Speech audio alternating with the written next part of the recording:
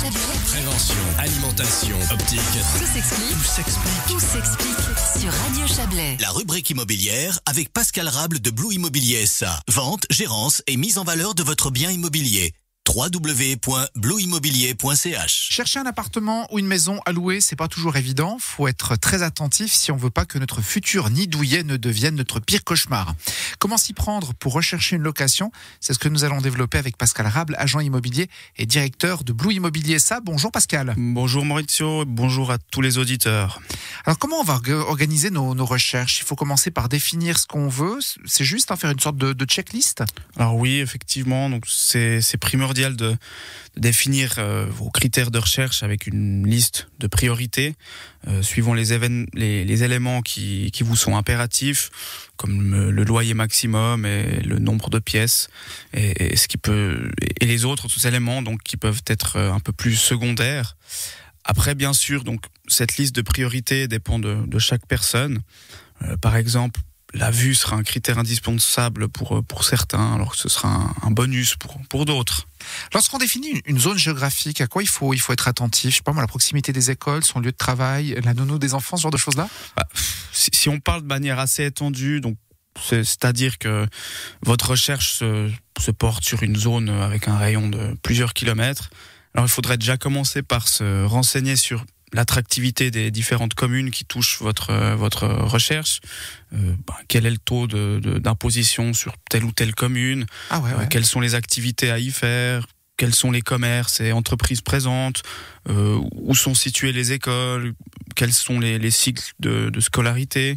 Au niveau de l'accessibilité, des transports publics, des accès autoroutiers, est-ce que c'est bien desservi? Est-ce qu'on privilégie une zone plutôt rurale ou urbaine? Enfin, c'est vraiment ce genre de choses. Ça peut paraître bête comme question, mais vous savez, il y a beaucoup de personnes qui cherchent un logement, mais qui sont pas forcément attachées spécifiquement à une ville précise et qui s'adapteront au cas par cas. Par exemple, lorsque vous avez un couple où chacun travaille dans des directions séparées et qu'il faut trouver une sorte de compromis sur la zone entre deux. Ouais. Et donc, une fois que vous avez cerné de manière plus précise vos envies, alors là, on peut commencer à cibler une zone ou un quartier en fonction de la proximité immédiate des écoles, des crèches, de l'arrêt de bus et ce genre d'éléments. Alors on a évoqué la checklist avec les critères qui sont impératifs et ceux qui sont plus secondaires. C'est parfois impossible de connaître tous les détails sur les annonces. Donc on doit forcément prendre contact avec le bailleur pour avoir des précisions? Oui, alors ça c'est juste.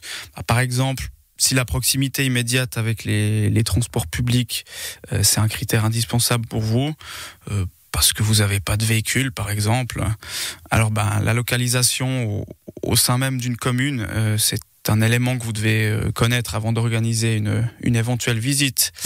Je suis encore assez surpris de constater le nombre d'annonces immobilières où l'adresse n'est pas indiquée. Pour moi, ça n'a vraiment pas de sens, étant donné que c'est quand même un critère, un des critères les plus importants.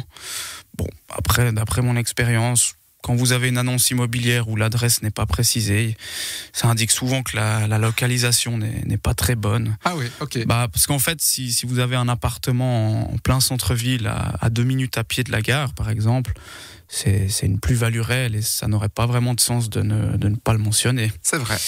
Après, il y a peut-être d'autres critères qui sont plus propres. Par exemple, si vous êtes une personne à mobilité réduite, se renseigner à quel étage se situe l'appartement et s'il y a un ascenseur. J'ai une petite anecdote. J'avais une fois un appartement à louer au 12e étage, sans ascenseur, et je l'avais clairement informé dans l'annonce.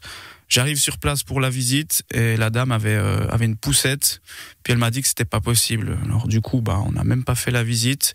J'ai perdu mon temps, puis elle le sien.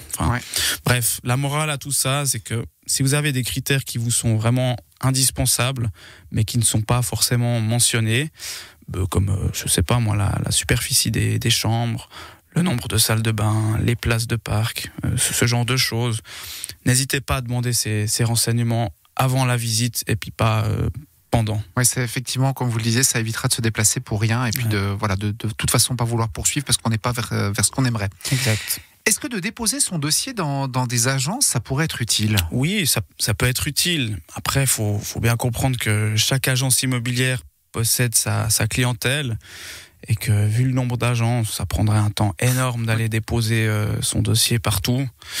On a eu au XXIe siècle, puis on a un outil formidable qu'on appelle Internet qui permet de vous économiser beaucoup de temps. Non mais enfin, ce qu'il faut comprendre, c'est qu'une immense majorité des biens proposés à la location, ils seront présents sur Internet.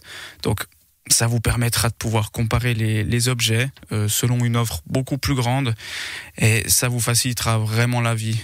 Ce que je vous conseille même personnellement, c'est de vous créer une alerte email. Qu'est-ce que c'est ça, une alerte email ? En fait, il y a des sites internet qui proposent des outils de manière complètement gratuite afin de vous faire ce travail de recherche à votre place. En tout cas partiellement.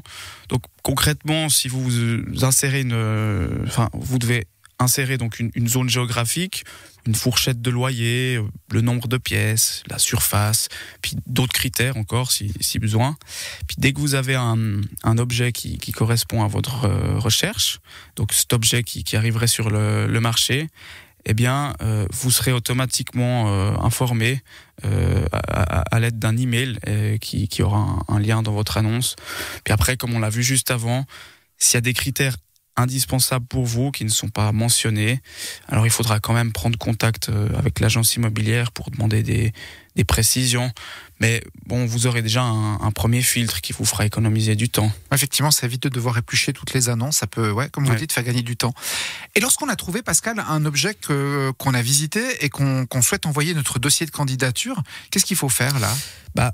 Pour que la régie puisse considérer votre dossier de candidature, c'est très important que celui-ci soit complet avec toutes les annexes requises.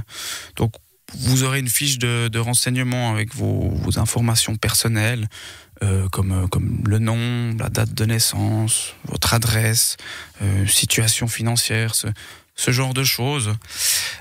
Faut savoir que cette fiche de renseignement, elle est quand même propre à chaque agence. Donc, vous n'avez pas besoin de la remplir en avance, mais seulement si l'objet vous intéresse réellement. Et pour les annexes demandées, il vous faudra donc une copie d'une pièce d'identité ou de votre permis de séjour, vos 3 dernières fiches de salaire ou autres revenus et une attestation récente de l'Office des poursuites. Et ce dossier de candidature complet, il est envoyé avant ou après la visite du bien ? Non, alors le dossier de candidature, il est envoyé après la visite de l'objet et seulement si celui-ci vous intéresse, bien entendu. Ouais. Par contre, il faudrait idéalement préparer les annexes à l'avance, dans la mesure où certains documents peuvent prendre du temps à venir, comme par exemple le certificat de salaire. Ça peut prendre plusieurs semaines suivant la réactivité de votre employeur. Et ce serait dommage quand même de tomber sur la perle rare, puis que l'objet vous file sous le nez parce que les documents ont mis trop de temps pour arriver. Effectivement. Merci Pascal pour tous ces précieux conseils. On se revoit la semaine prochaine. Je rappelle que vous êtes directeur chez Blue Immobilier SA.